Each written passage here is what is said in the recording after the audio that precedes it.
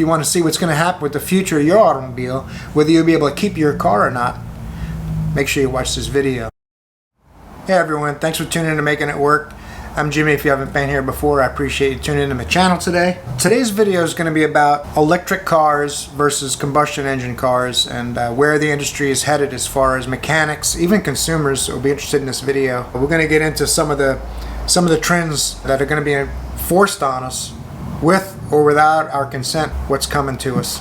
I just wanted to go over some of these things with you guys as an industry insider. I go to a lot of training classes and I see a lot of things that are coming down the pipe. Some of them we want and some of them we'll accept willingly.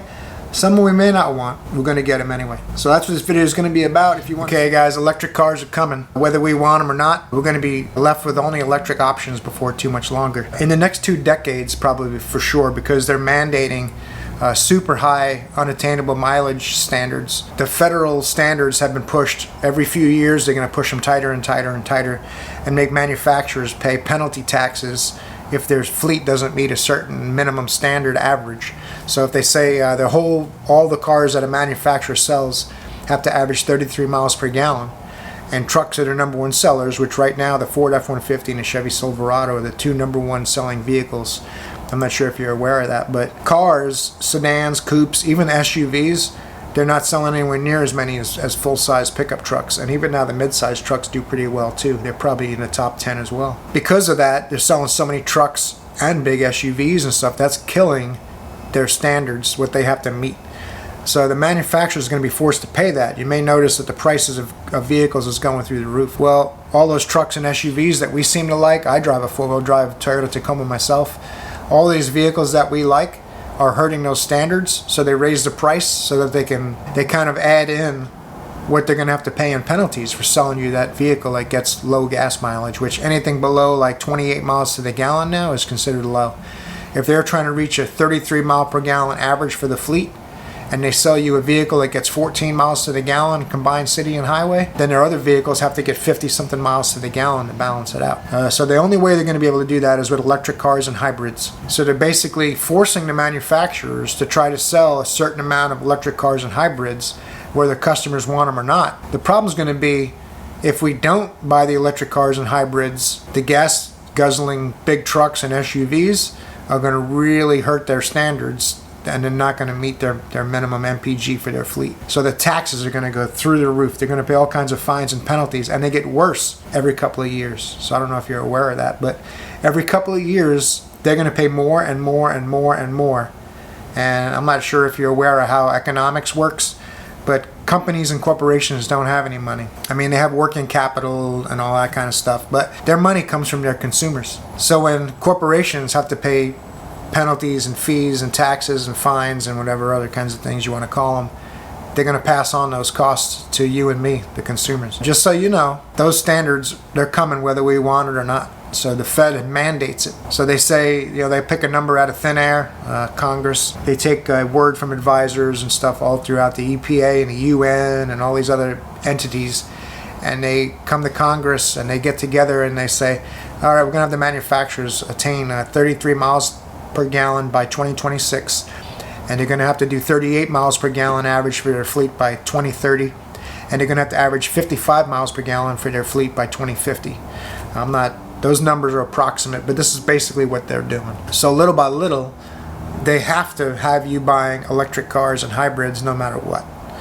So they may even come out with pickup trucks in electric and hybrid once the technology's there, and I think the F-150 electric truck is just coming out now when I'm making this video. I'm not sure how well it's going to do as far as the range and problems that people might have when they buy them. It might be something kind of like Tesla where they have a whole bunch. It's the #1 for warranty claims and warranty repairs. So they're pushing the technology, and we have to kind of pay for it up front, and then we have to hope that the warranty is going to hold out and the car is going to hold out, because once the warranty ends on some of these vehicles, I saw somebody with a Tesla that had a little bracket break, and a bracket was part of a larger assembly, and to replace that bracket, if it wasn't under warranty, it was $17,000. So if you're going to buy one of these vehicles, just bear that in mind, that you're probably going to want to, and maybe that's what they want to happen, is you're going to have to probably want to lease it, because when the lease is over, the warranty is over and you give them the keys and the car back and you move into another vehicle. So when the warranty's not there, you're not going to have to pay $17,000 to fix something like that. And who knows how high other problems can go. Electric motors and drive systems and speed controllers and things like that, they can get quite expensive. I saw one Silverado truck. I remember when I worked at Chevrolet in 2007. They had a stator go out in a Chevy Silverado truck. They sold the truck for $37,000. It had a really big discount because it was a hybrid back then, and really giving huge discounts to try to encourage the new sales.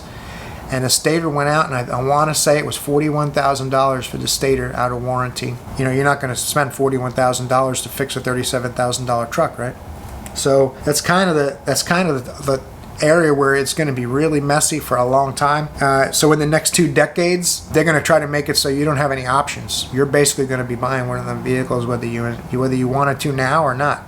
Little by little, they're either going to influence you to think that way and make that decision, or they're going to make that decision for you. Like in the 70s, you know, when they had the fuel embargoes and they made cars smaller, and your only option was to get a Vega or a Pinto or a car with a 6-cylinder, and the big station wagons and the big Buick Electras and the 500 cubic inch Cadillacs all went away. Those big cars didn't go away because nobody liked them anymore, and people were going, I need something with better gas mileage to some degree, but to a larger degree, the Fed put standards on the manufacturers and said you have to meet these emissions, you have to get this kind of gas mileage. Whether your customers want your vehicles or not, that's irrelevant. Back then they wanted big engines, big cars. I mean, everyone just wanted luxury. They wanted, you know, back then we called them land yachts, I guess. And so, but like states like California, Massachusetts, they're putting electric vehicle mandates on manufacturers. And that's not to say consumers are hungry for electric cars. No, that's to say these states are saying you guys have to sell this percentage of electric vehicles whether your customers want them or not. So think about that for a second. They're not giving the manufacturers a choice. So as much as, you know, people like to degrade the manufacturers and they don't make good cars like they used to and da. Well, the manufacturers have been forced to do all kinds of safety things with the ABS brakes, the airbag systems, you know, now the skid control, stability control, roll control. Vehicles, most cars will actually kind of drive the car for you and you don't even know it. It's applying the brakes to different wheels around turns in the rain. You don't even know it. People think that they're driving really great, but the car's stability system and ABS system is doing a lot behind the scenes that you're not even aware of. You know, if the car just starts to skid before you can't even really feel it. The car's helping you. So I don't know if people are aware of that or not, but it's definitely a big thing. The technology is there because it's federally mandated. The cars have to be a certain safety thing. They have to have smart braking. They have to have lane guidance. And that's basically how they're going to phase in autonomous cars. And little by little, they're going to work in electric vehicles, hybrid vehicles, autonomous cars. I mean, they may even go to where you don't own your vehicle anymore. They're talking about in some of the classes I've been to where you'll call for a car, or use your smartphone. You'll get on there and say, I need a car at 7 a.m. to take me to work, and a car will come to your house, pick you up, take you to work, and drop you off, and then leave and go get somebody else. You won't even own your own vehicle. So that's what they're working towards. So if you like cars, you like GTOs and Mustangs and Camaros and Skylines and Supras and whatever the case may be, Corvettes, Ferraris, etc., etc. Those things, they may be in museums before too long. They're talking about within probably 20 years. So it'll be in my lifetime. I'll be in my mid-70s. You guys that are younger, you're definitely going to see it. Where it's going to get to where you may not be able to own your own vehicle. It'll be a museum piece, and they're going to try to make it so you can't get fuel for it and things like that. On the flip side of that is the power grids. Are they going to be able to handle that? That's a big thing. At the same time, they're putting regulations on pipelines, nuclear power, coal power, diesel power, all of these power stations. They're trying to get us all into electric cars, and they're making it harder for electric companies to produce electricity. It's going to be really weird for a little while here, but like normal, it always seems like it might be worse than it ends up being. In reality, we end up in a much better place than we feared. But you have to be informed, and you got to know that some of these things are coming. And I just wanted to make this video so people would be aware and start to prepare for it, and be aware and know that it's going to happen. Whether you want autonomous cars, electric cars, and hybrids, and you want to be able to text on your phone, like, you know, everyone's having accidents now because they're texting and driving. Well, they're going to make it so you can text all you want. You can do business while you're driving. The car is going to take you and drive for you. You don't have to do anything. And that, to me, that's kind of a shame, because I like driving. I like feeling like I have some kind of control of where I'm going. I'm not the kind of person that likes a bus, a train, or a plane, although I do it when I need to, or it's a long distance. You can save time. That's not something where I don't want to have options. You know, I don't want to be where I can't take my car out on a Sunday drive or go to a car show or things like that. That's basically what they're doing. They haven't made a nuclear reactor since the 70s, a nuclear power plant since the 70s, and that's one of the most efficient forms of electricity we can get. Even though it makes a nasty byproduct, they've got ways to harness all that and to store that stuff and to give it time to neutralize. If they're going to push the electric cars, we're going to be tough. I mean, California's got brownouts. There's a lot of things to sort out there. I don't know how we're going to get it all done, but as they increase the demand for electricity, they're penalizing the electric companies and they're penalizing the auto manufacturers for trying to force them that way, while they penalize the power companies trying to produce the electricity that those cars they're forcing are going to need. It doesn't make a lot of sense to me. But since 2010, I got a little note here. Since 2010, more than 600 coal-fired plants have been shut down by 43 states because of emissions. The problem is that they have to diversify their electrical production, and they're just not meeting their needs, because the coal, natural gas, and nuclear they don't like. Wind and solar are not very efficient, and they're nowhere near where they need to be to produce what we need, what we consume. So things are going to change. We're gonna see a big shift. Natural gas may be a way to go, but they get that out of the ground with fracking, and they don't really like that either. Tell me what you think. What do you see coming down the road? The training classes I've been to are talking about 5 levels of autonomous vehicles, and we're barely at level 2 now, with cars that'll put on the brakes for you and keep you in the lane. So 3, 4, and 5. They're gonna get 5s where you don't drive the car at all. It does everything 100%.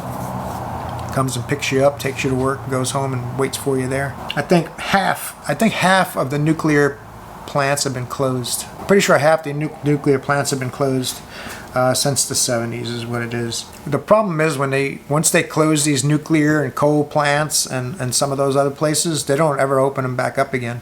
They don't renovate them, make them more emissions friendly, and then reopen them. They shut them down. And then everyone has to fend for themselves. Like California has to buy electricity from other states, and they can't meet their demand already. They have rolling brownouts, stuff like that. So how they plan to add 18 million electric vehicles to the electrical grid, I don't understand that. Right now, to charge an electric car, people are telling me that it costs more than gasoline from some of the stuff I've seen. Even like Shmee150 on YouTube, he talks about his electric car costing more to drive per mile than a gas car. A lot of things to think about. I hope it didn't meander too far off the topic of what's coming down the pike as far as automobiles and what we want versus what they want. As long as everyone has a little bit of a heads up, do some research, take a look around on YouTube and on the internet, and you'll find some interesting articles about it. As I take more classes and learn more about what's coming down the road here in the future, I'll go ahead and pass it on to you guys. So I appreciate you watching this video. Make sure you like and subscribe if you haven't yet. I'll try to make some more videos about the automotive field, no matter what the subject is, whether it's tools, cars, repairs, the future, the past. I'll try to cover it all. I want to try to help mechanics and people in the industry that are just interested in cars. Thanks for watching, making it work, and I'll see you guys in the next video.